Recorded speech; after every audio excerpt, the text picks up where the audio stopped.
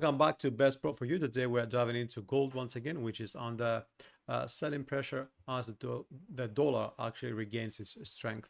It's rebounded above the 100 psychological level on Thursday following positive US economic data. And this, of course, and also initial jobless claims, if not mistaken, which fell to a 2-month low. So this combination is actually keeping a hawkish Federal Reserve in play, with markets pricing in a 12% chance even of a rate hike this month and a 56% odds of a September high. Let's not forget, of course, we do have the Middle East re-escalating. Actually, Middle East, there is no peace agreement any longer. The US intensifies strikes against Iran, and the reports indicate also that Iran is urging Yemen's Houthis to close the Bab-el-Mandeb gateway to the Red Sea. So again, energy-driven inflation is back in focus. So that is what is actually affecting the gold for now. And let's see how this looks also on the chart. So we're looking at the daily as always. Again, the bearish momentum is a little bit clear.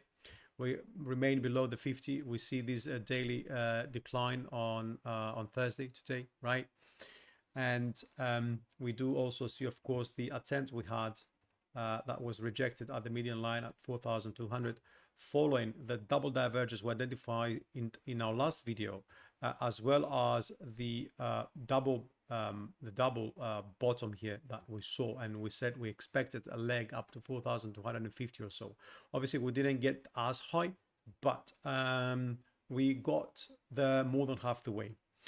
What does this mean? What does this daily pattern mean? Because importantly, we are below the RSI 50 and we are actually experiencing a negative day to day. What does it mean is what we need to pay attention to actually is that the the bands are flattening out. There is some leaning to the downside here, but if we do manage to close towards 4,060 today, by the end of the day, then this is going to be dragged higher up, and we could potentially see 4,200 revisited again. And if we break that, then we could see a move all the way up to 4,300 and perhaps higher. That all of this could be considered a double bottom, with one formation over here and the second formation over here, whether we'll go lower or not. But okay, we do have this 3,140 sort of last result, let's say, as support to take into account, and whether we go there or not, of course, is going to be not clear now, but it might be clear by the end of the day. Obviously, to the downside, we're looking at 3,865, which is the previous low we saw back in October 2025. That is likely to create a much bigger bounce than what we saw created by the decline to 3,930 or so. So down on the 4-hour, of course, now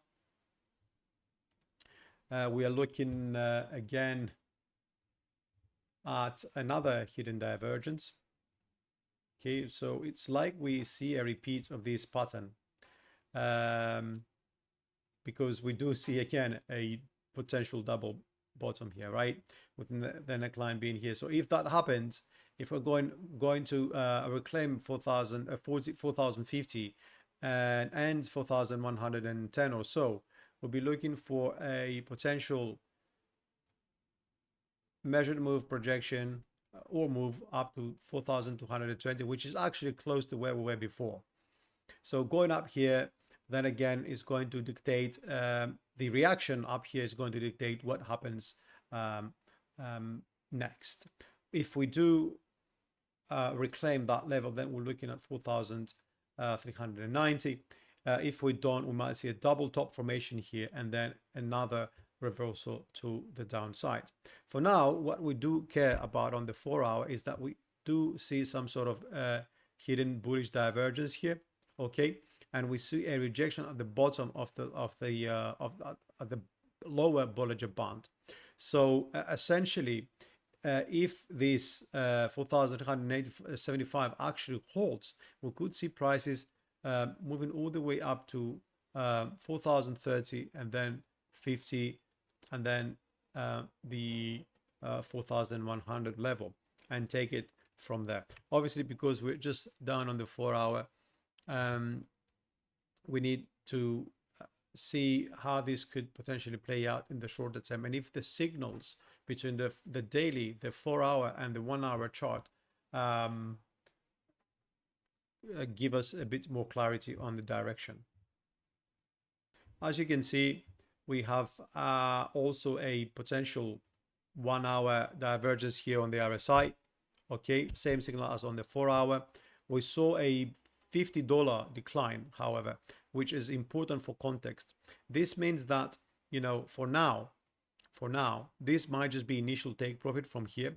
We do see a breakout. So that closed under the Bollinger Band. This is potentially going to close below the Bollinger Band as well. If the next hour as well closes below, outside the lower Bollinger Band, then most likely this is going to continue, or there's going to be more chances that we face support at 3,940 once again. However, if we see a reversal of this move and we reclaim the 4,020 level, which I will mark for you here because this is a previous level that we need to take into consideration. If we do manage to close above 4,020, then we could be actually seeing a reversal all the way up to 480 and then 4,100. As I said, despite the heavy drop, the bullish divergence on the 1-hour, on the 4-hour, and also on the 1 daily, it could be more important than you think. So the trade plan is that we're looking for potential mean reversal back towards to 4,020 for now. Okay, and of course the mean reversion will be at 40.40. If bulls can actually penetrate and hold above that 420 level. So that would be a short-term long opportunity targeting 4,080, perhaps 4,100. But big wound if price fails to cross back above 420, then bearish trend will most likely resume, opening the door for a drop back to 3,940 and potentially lower. So trade safe and watch that 4,020 pivot.